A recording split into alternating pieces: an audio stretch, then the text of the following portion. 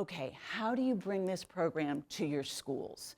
Okay, now again, when I created this program, I was creating content. And I thought once I had the content, I could throw it out in the world and the schools would just use it. But you guys have so much to do. So that's why I've partnered with SFN. And basically, the whole content is around stories. I've written stories for pre-K through 5th graders that all follow the same fundamental concepts. They're anchored in science, so there's science to back up where these stories are coming from. They're fun and informative. They're age appropriate and they're accessible, open sourced to everyone. Now, I went with pre-K through 5th grade because when I was little, that's what was elementary school. Now 5th grade is falling more into the middle school realm.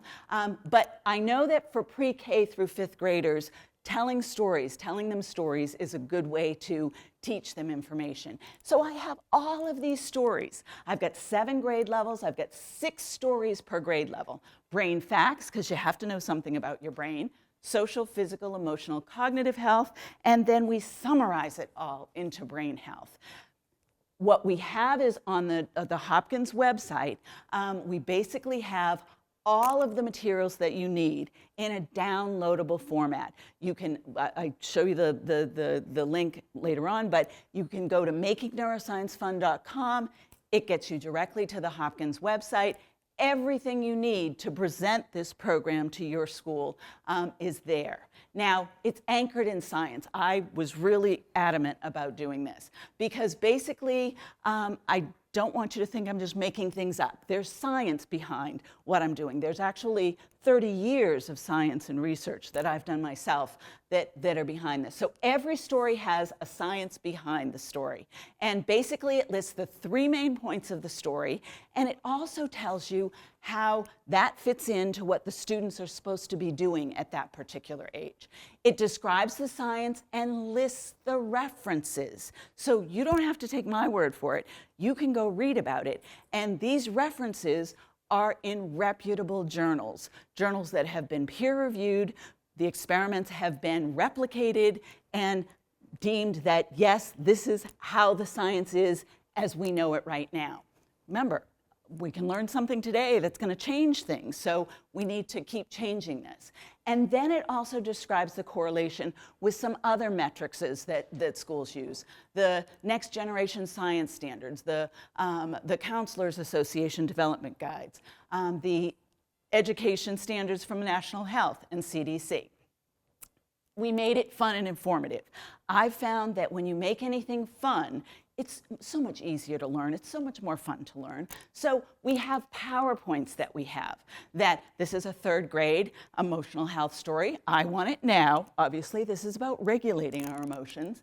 And so we've made the stories, and I've worked with curriculum development people in making sure that the concepts that we're using, not only do they fall into the realm of where the brain's development is, but what the students' behaviors can be at various ages. We have a script, only because that's just me. Once I do a PowerPoint, I have the script with it. Once the script is there, I know it. If I go brain dead, it's there. So it's there, so I figured I wrote it. I'll give it to you guys. The activities. This was something when I developed M&F, Making Neuroscience Fun, and we were delivering it to schools, teachers wanted more activities for the kids to do that reinforce the concepts. So every story has 5 different activities. And we did this before AI popped up and Camingo and all those other things. Now you can basically go in and type in what the main point of the story is, and you get tons of activities. Now the activities that we have here, we wanted to make it open sourced, accessible to all. So basically, all of the materials that you need are going to be things that kids can find in school, out of school, anybody can find them. So we also have, along with the summary of the 5 activities, every activity has an instruction sheet, which tells you the materials you need, tells you how to prepare to do this activity, gives you step-by-step instructions. We then have Power Your Brain challenges. These are the summative assessments.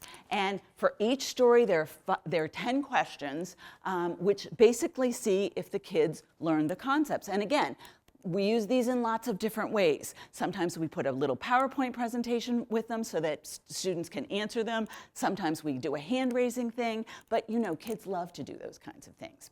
They're age appropriate. Every story has the story general information, which gives you the basics of what the story does and is all about, and makes sure that it tells you how it matches to the curriculum for that particular grade level. We have a what to do today. This is something that we've just recently done and piloted over the last year and a half.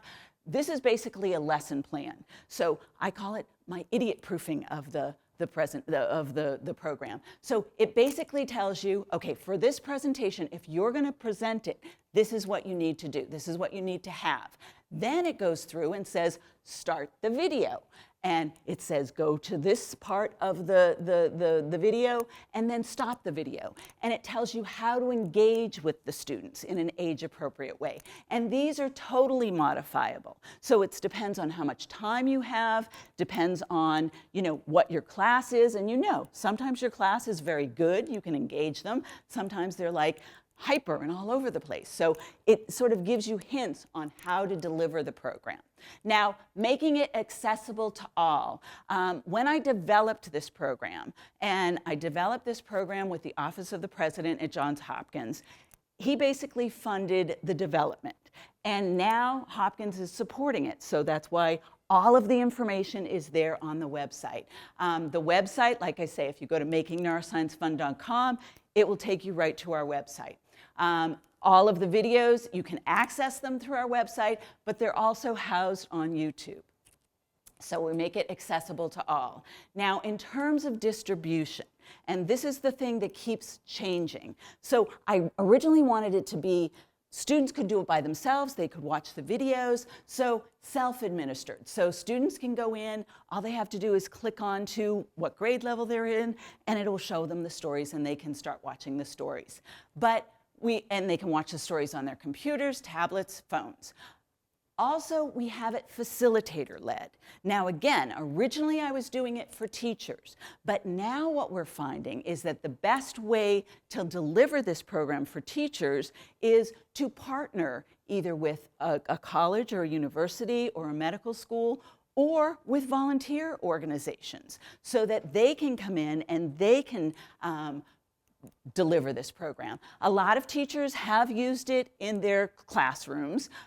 Some teachers have made clubs after school that they do this. And again, partnering with volunteers is a good way to do it. That's probably the best.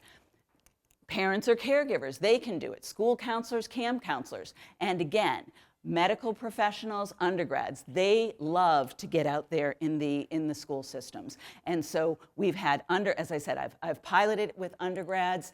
At Johns Hopkins, we're currently working on protocols, and that's one of the reasons I partnered with SFN, so that basically if a college wants to do this or a university wants to do this as a way of improving community engagement, it tells them exactly what to do.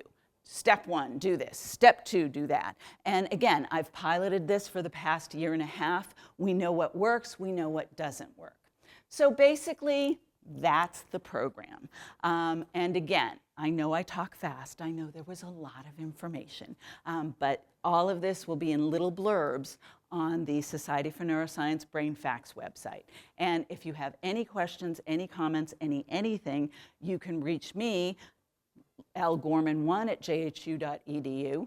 And again, one of the things that I've started to do is schools that have learned about the program and they want to partner with a university or college, I've been working to facilitate that to make it easier. And again, now that we have protocols that we've done, it really can be, universities and colleges can do it relatively easily because the students basically are running the show.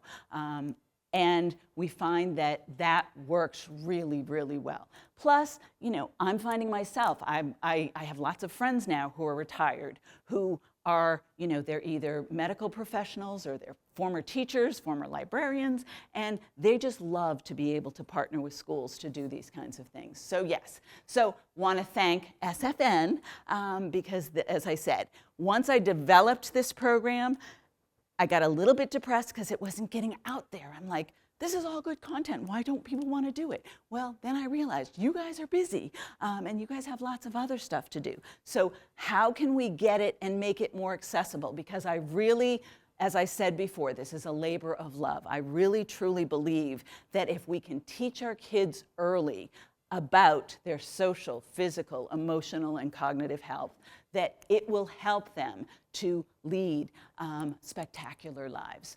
Want to thank, of course, Johns Hopkins, all of my colleagues, the students who have worked with me, and then, of course, Dr. Ron Daniels, the president, who had enough faith in me to say yes, that when I was going to retire, he said, I know you're going to do something. I want to know what you're going to do. And so he backed this. My M&F team, who helped me to put this together, and of course, I always thank my family because, you know, I'm talking to them about this all the time. They're all businessy people, so they have put up with it. So thank you, thank you, thank you. If you have any questions or anything, let me know.